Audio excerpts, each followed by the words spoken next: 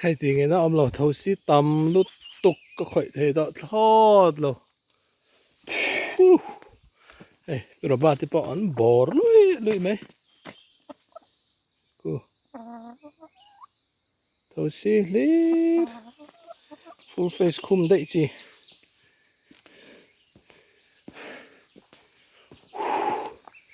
thì ăn thu phát tia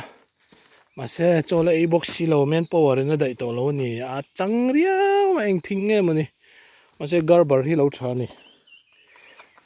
ngâm khóc mày ngâm chưa mày rồi chưa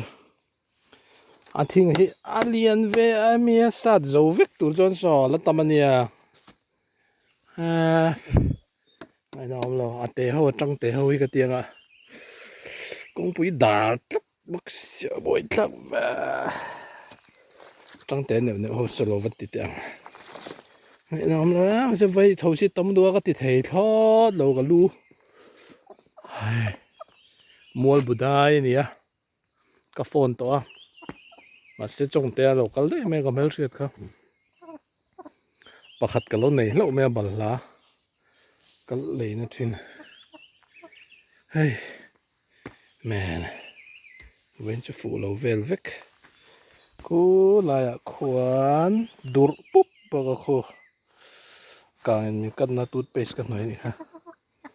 rồi bắt nó bỏ lỡ tôi sắm sắm rồi oh you and I are going to 02